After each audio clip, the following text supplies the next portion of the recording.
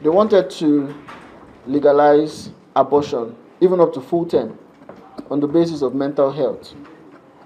Number 2, they wanted to legalize teaching children about sex from age 7. It is impossible to know what your children are being taught in school, especially when they don't give them homework on those particular topic. Yes. On this particular subject, they teach them in schools, but they don't give them home assignments because they don't want the parents to know what they are being taught.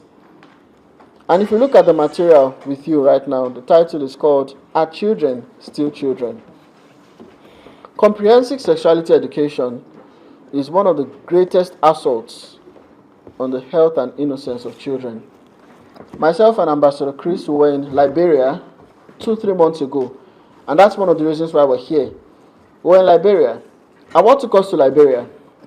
They wanted to pass a bill, Public Health Act of 2022, and they had almost passed it. And when we looked at the content of the bill, let me tell you what we found in there. Number 1, they wanted to legalize abortion, even up to full term, on the basis of mental health. Number 2, they wanted to legalize teaching children about sex from age 7. Age 7. Think about it, the child of age 7. And many other terrible things we found. In fact, by Form 4 in Liberia, from what we found out, they were already telling the children that you can have an opinion about sexuality different from your parents. And if your parents rebuke you for it, they are infringing on your... If your parents rebuke you for it, they are infringing on your sexual rights. And these things were almost passed. You can come to the side. These things were almost passed in Liberia. The people representing, or the people that introduced the policies, the policy in Liberia, were from Sweden. First of all, they are an organization that promotes LGBT. In fact, since 1933, they were dedicated to sponsoring and promoting LGBT around the world. They are credited with converting countries to become LGBT states. And then through the Swedish embassy in 2019, they presented the first copy of the amendment to Liberia through their Ministry of Foreign Affairs also. And it didn't go through.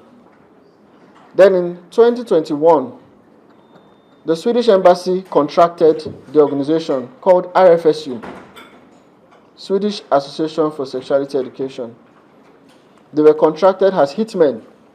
And if you look at RFSU's Wikipedia, from their profile, they are credited with public opinion change on sexuality.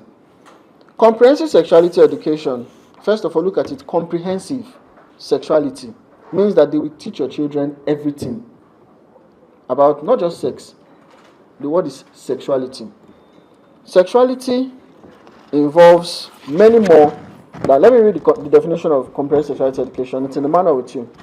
It is the key to reinforcing the importance of acceptance and endorsement of sexual diversity. Now, pause on the word diversity. Go back to the homepage of what the document you have with you. You will see this. In the Comprehensive Sexuality Education Facilitators Manual in Zimbabwe, it's also in Zambia, and they're trying to bring it into Nigeria. That's why we're here. Look at the diversity they were referring to. Number 1, heterosexuality. Number 2, homosexuality. Number 3, bisexuality. Number 4, asexuality, celibacy. Then you start looking at the next one. Satyriasis, excessive desire for intercourse in men. Nymphomania, gerontosexuality, that's sexual preference for elderly by young persons. Then you see other ones, pedophile. Then you can scroll lower, you will see crazy things like bestiality, sex with animals. Then necrophilia, sexual pleasure from corpses. Urophilia, sexual pleasure from urine. Chorophilia, sexual pleasure from filth, soiled underwear, dirt.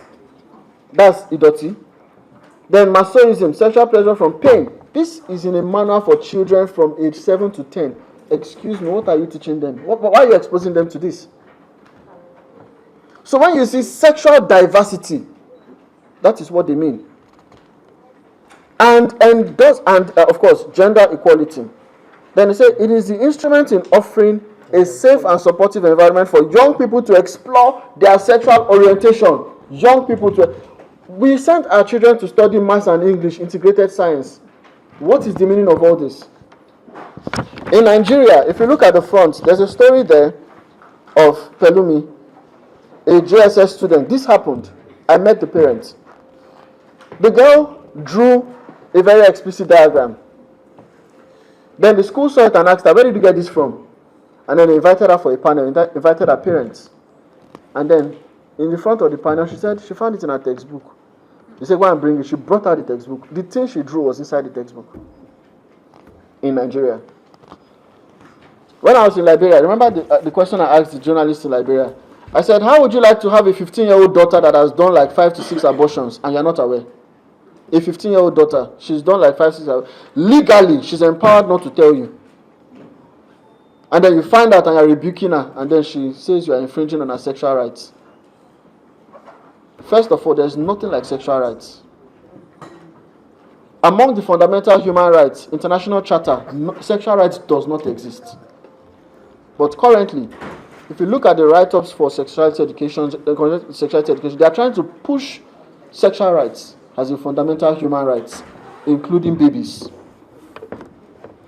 On the 27th of February in Zimbabwe's parliament, the same people from Sweden, Denmark, and other countries who are pushing this thing went to Zimbabwe's parliament to discuss on how they can start comprehensive sexuality education and SRHR, sexual reproductive health and rights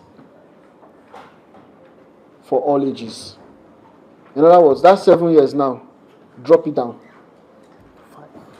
to 543. Teaching children from age 5, according to some of their write-ups, from age 5 about homosexuality, about masturbation. These things are real. We didn't come here. Almost all of us here came from outside Abuja, because it is our duty to tell you what is going on. To allow my colleagues speak, I will just look at, if you look at the content you have here, 15 damages from CSE, and we wrote the 15 things that these guys are trying to achieve. And there you have a diagram of an organization they start through NGOs. They will pack NGOs together and give it good names, like bodily autonomy. You hear, we must fight for our rights. If you look at the diagram here, it's on bodily autonomy, empower communities. You see it, bodily autonomy is my right, my body, my choice. Let me tell you what bodily autonomy means. Bodily autonomy means anything I do with my body is nobody's business, including children. So I can commit as many abortions as possible, it's nobody's business. I can sleep with as many people as possible, it's nobody's business. I can decide to change my gender if I don't like the one I'm in, it's nobody's business. So it gives you the opportunity for rebellion against parents, against guardians. And these things, sexuality education, and these things are being taught. Here, we wrote a letter, in fact, that's what led to this. We wrote a letter to the president and the leadership of the National Assembly. We wrote a letter to that effect and highlighted, the reason we wrote the letter is because an organization in Nigeria has been promoting bodily autonomy, comprehensive sexuality education, SRHR, and the rest. Reproductive health is actually AKA abortion. And they are promoting, they are fighting tooth and nail. He's going to speak a lot more on that. Let me just sorry to cut you short, because I'm so passionate when you mentioned come like this. Where it's already in Nigeria. I'm not talking, this is not conspiracy theory. The people before you are quite credible. I've traveled a lot. I go to United Nations. My name is Sonny Ekowusi. I'm also on the editorial board of the Guardian newspaper. I've been on this for the past 30 years. So what I'm telling you is first class. If you want me to mention names of the organizations who are in school, I will mention their names, maybe privately. We know their names, we know how they're happening. It's not hanging in the air, it's already here. Because we went to court in 2012, Federal High Court, Lagos, and we exhibited what they are teaching them. Okay? The registrar of the court said, is it we are saying in Nigeria, public schools, like Karachi said, they don't give them the book, they don't do any assignment. I know a school where they teach them how to put on the condom, rubber, From age 5. I will mention the names, the name of the school in Lagos. I'm not saying we're not conspiracy theory. That's why those of you you are very lucky, but the people before you are very careful. You know what they are trying to do? They are trying to destroy your human capital. You are growing. If not for bad leadership, Nigeria would not have been like this. US will not see. We were discussing it before this in the office. 1975, the naira was higher than the dollars, more worth than dollars. What has happened? So you are, and we are the most populous African country. They want to decapitate your human capital. Okay? We don't know. We are just here watching CNN, this and this. We don't know what is happening. That's why I say you are very fortunate. People who are standing before you. We came all the way from Lagos. Dr. Shegu is well traveled. I've traveled. All the people that you are seeing here. We're not conspiracy theory people. We have it in our hands. I know the names of people. I can tell you their names. Maybe I'll not say it here, but privately I will tell you their names and what they are doing. So we went to court and we exhibited what they are teaching them. Masturbation, sterilization. Do you know where there is high infertility in Nigeria? They give them injections, contraceptives. Okay? You see the girl, she is beautiful, wearing her jeans, first year university. You don't know where she's at all. We went to a clinic, Maristop Clinic in Lagos, where they give them injection. They go and take the injection so that they are going to be pregnant. But that injection is not only for pregnancy.